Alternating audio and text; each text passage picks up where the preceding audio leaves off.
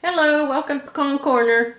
I'm Tina, and today I'm painting our family dollhouse. I wish I had thought to get a little film of it before I did anything to it, but it hasn't been painted since my granddad built it in the 40s. I'll show you in a second.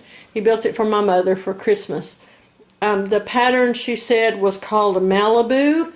And I'm not sure where he got the plans from it.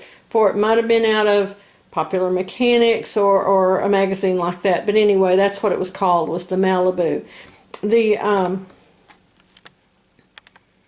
I'm going to keep the original paint on the roof, which is a dark brown. This dark green that's on the floors, and this green that's on the outside edge.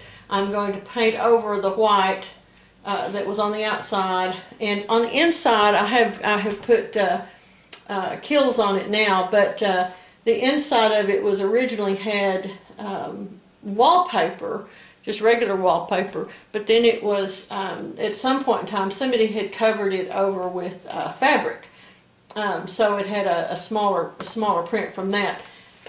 The main reason that of course it had worn with time, it was not this yellowish color that you're seeing. You're seeing all this kind of gunk here. And by the way, I've started taping it off for my painting, and I'm also doing some outdoor painting. So I'm reusing my masking tape here. I'm cheap when it comes to that expensive stuff. So, but this was white, and it looked like this does. Let me get the camera off here and I'll show you. It looked like that. Oh, and see, there's the little top. This is what I'm going to save. That's just really special, and it's original. And this is where I spilt some. What I did is I went over the entire thing with shellac. Went over the whole thing, inside and out, every piece of it, even the bottoms and the backs and all the crevices with shellac. I like amber shellac, but you can buy a clear bleached shellac. This is a natural substance. The reason I use shellac is it's the only thing that kills odors as a sealer. A lot of things during the previous mid-century, made from the 20s, 30s, 40s, 50s, that used any kind of plywood, will have an odor. In fact, sometimes they'll smell like urine if you've got them in a closed-up room, and you'll think that they've been, out with the cats or something. And it's actually what it is it's the deterioration of some of the kinds of glues that they used to put together some of those plywood and other kind of manufactured woods that they used back then. And the simple way to deal with that is to put one or two coats of shellac on every little piece of it, and that will just seal all of that up, and you won't have those odors anymore. So don't think you have to, throw away something that's a family heirloom because it stinks to high heaven. There is a solution. Hold on a second and I'll show you the underside where Nandy signed off on it. Okay, I don't know if you can read that or not. I'm trying to get it into the light where you can see it. There we go. And very faintly in pencil is written, made by Sid Gilstrap, with his address, 21 4th Avenue Northwest, Ardmore, Oklahoma, December 20th, 1947. So it was a real special Christmas present from my mother, and made by, there it is, there's his signature, and that's in his handwriting. And she remembers getting it. And we have all of the furniture and such that she had with it.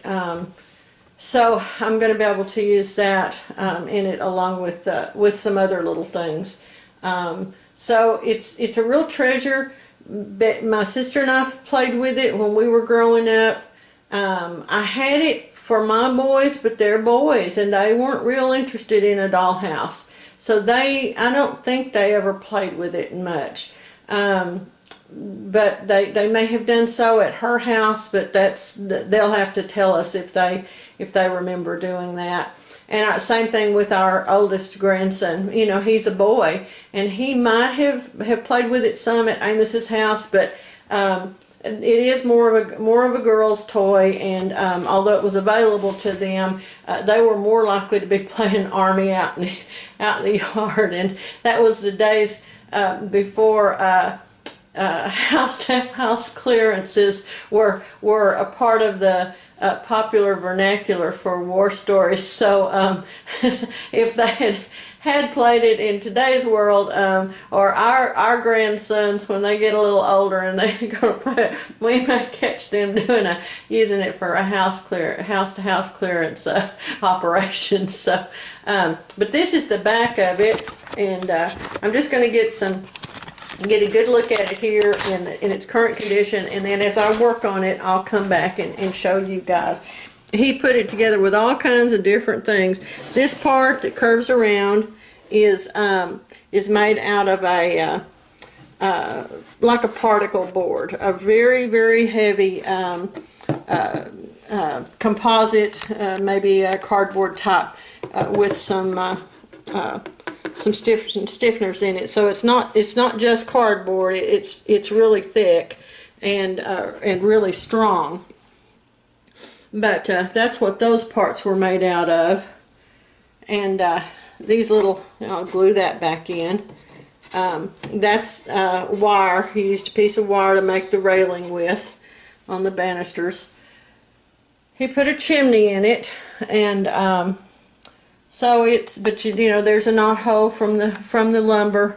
So it's still held together great, just amazingly considering how long it's been around and how much it's been moved around. Got it back this way.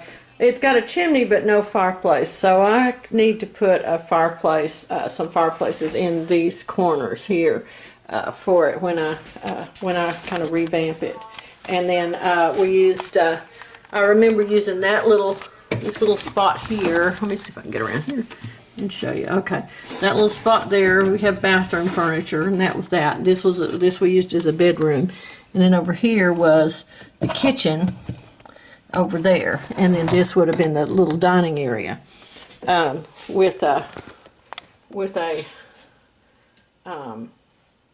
living room and formal dining in here, and maybe another bedroom up in here. I'm also painting, see that one's got a dark ceiling.